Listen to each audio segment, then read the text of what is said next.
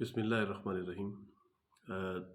बिजली की अदम दस्तयाबी की वजह से वीडियो में कुछ लाइटिंग प्रॉब्लम है, लेकिन उसके बावजूद मैं ये वीडियो जारी रखूँगा।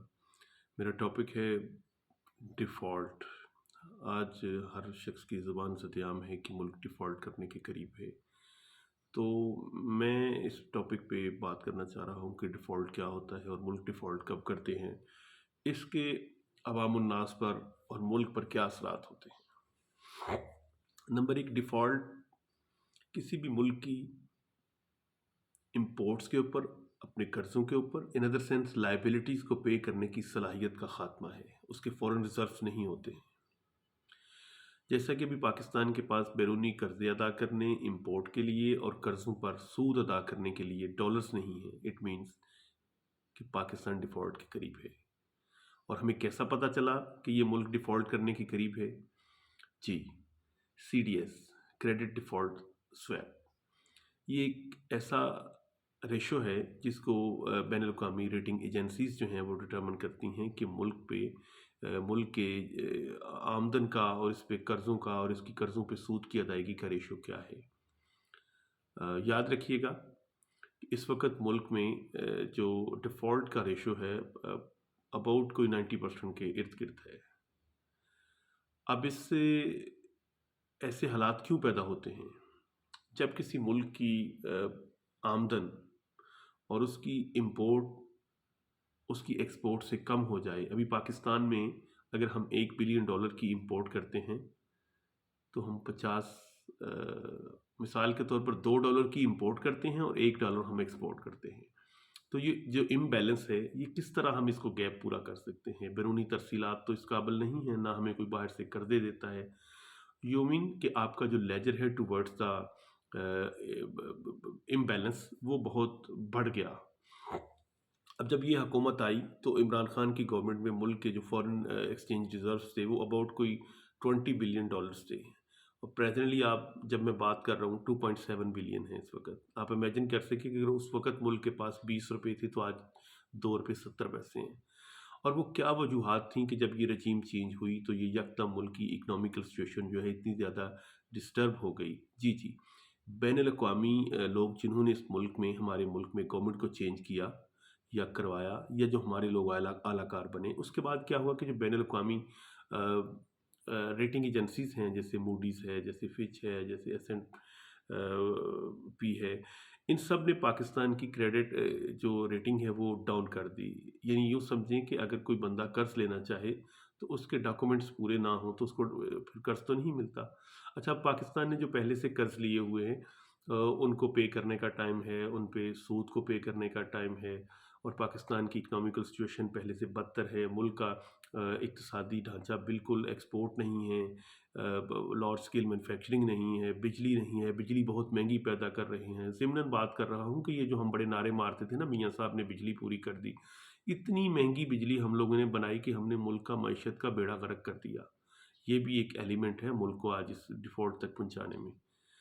अच्छा, ऐसे ही है जैसे कुछ 10 रुपए की चीज़ कोई बंदा, कोई बेअक्ल आदमी अपनी भूख को पूरा करने के लिए 10,000 की ले ले, तो ऐसे ही हमने किया और फिर उसको बाद में दुरुस्त भी नहीं किया। ये जो IPPs हैं, जो बाहर की जो बिजली पैदा कर रहे हैं, इन लोगों ने हमें बहुत लूटा है और इनके साथ जो मुआदे हैं, ये मेन चीज़ है। ये मैंने ज़िमनी बात कर दी।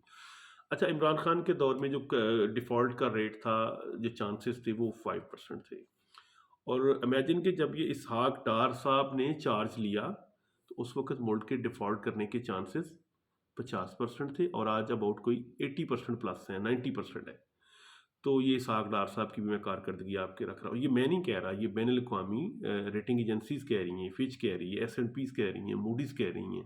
ये वो इदारे कह रहे हैं जिन्होंने जिनके आकाओं ने इस मुल्क में रजीम चेंज किया और एक पॉलिटिकल स्टेबल गवर्नमेंट को अनस्टेबल किया। अब इससे 2-3-4 और बड़े फ़र्क पड़े। मुल्क की एक्सपोर्ट जब चीज़ें महंगी होना शुरू हुई, इंपोर्ट पे इन्होंने बैन कर दिया LCs पे, तो रॉ मटेरियल में इंडस्ट्री बंद हो गई, एक्सपोर्ट कम हो गई। बैरूनी ममालिक के जो हमारे पाकिस्तानी हैं, जब उन्होंने फ़ील किया कि ये गवर्नमेंट तो ना हमें वोट का हक़ देती है, ना हमारी इज़्ज़त करती है और वो प्रो इमरान खान है, तो उन्होंने अपनी तरसीलात तकरीबन कोई 20% बंद कर दी। इससे भी मुल्क में बहुत ज़्यादा इम्बैलेंस आया। तीसरा, हमने जो कर्ज़े लिए हुए हैं उनकी किस्तें आ गईं, उन पे जो सूद देना वो मामलात थे। اور جب ان سارے معاملات کو دیکھا جائے تو اب 80% 90% پلس جس کنٹری کا کریڈٹ ڈیفالٹ ریٹ ہو، تو دنیا کا کون سا ادارہ اس کو قرض دے گا؟ کون؟ اب دیکھیں ہمارے جو بانڈز جن کے عوض ہم نے پہلے قرضے لیے ہوئے ہیں ان کی ریشو اباؤٹ کوئی 70% تک کم ہو چکی ہے دنیا میں، ورلڈ میں۔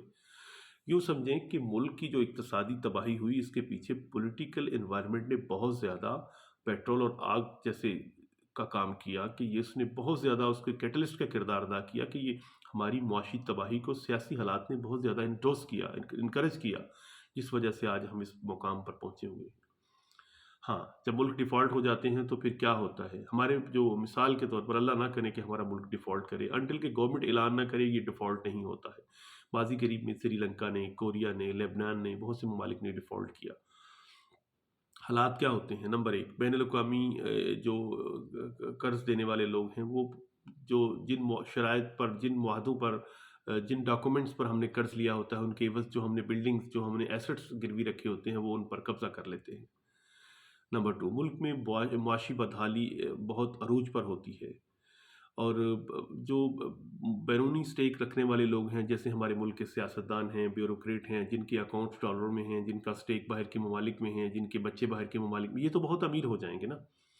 مارا جائے گا اس ملک کا غریب، مزدور، کسان، کاروباری طبقہ، انڈسٹریلسٹ، ایون یہ جو موجیں مارتے تھے سرکاری ملازم یہ بھی مارے جائیں گے، اور جو پرائیویٹ سیکٹر کے امپلائیز ہیں یہ تو پس گئے ہیں نا، سفید پوش تو مارا گیا ہے اس ملک میں۔ تو یہ وہ حالات ہوں گے جو ایک ڈیفالٹ کے نتیجے میں ہو سکتے ہیں۔ اب ایک آخری چھوٹا سا جزو اس کا یہ ہے کہ in what manner we can escape from default, کس طریقے سے ہم اس سے بچ سکتے ہیں؟ جی ہم بچ سکتے ہیں۔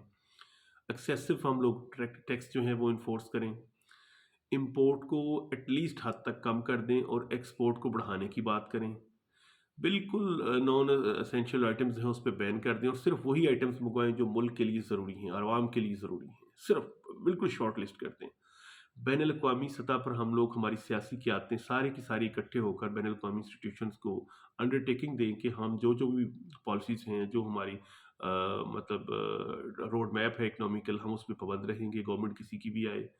بین الاقوامی جو پلیئرز ہیں اکنامیکل وہ ہماری مدد کریں، دوست ممالک ہماری مدد کریں، اور اس طریقے سے ہم لوگ ڈیفالٹ سے بچ سکتے ہیں۔ بہر طور یہ وہ حالات تھے جن پہ میں تھوڑا آپ سے بات کرنا چاہ رہا تھا۔ ویڈیو میں تھوڑی لائٹنگ کا پرابلم ہے، اس کے لیے میں آپ سے معذرت خواہ ہوں۔ تو چونکہ یہ ایک ٹیکنیکل ویڈیو ہے، ٹیکنیکل ٹرمنالوجیز میں I am not a very much professional relating to the economics, تو میں یہ سمجھتا ہوں کہ اس میں اگر کہیں کوئی کمی کوتاہی ہے تو مفہوم آپ تک پہنچ گیا، اور دعا ہے کہ اللہ تعالیٰ پاکستان میں ایک خوشحالی کی صبح لائے اور ہم سب خوش و خرم رہیں، اور اللہ تعالیٰ ہمارے ملک کی حفاظت فرمائے۔ السلام علیکم۔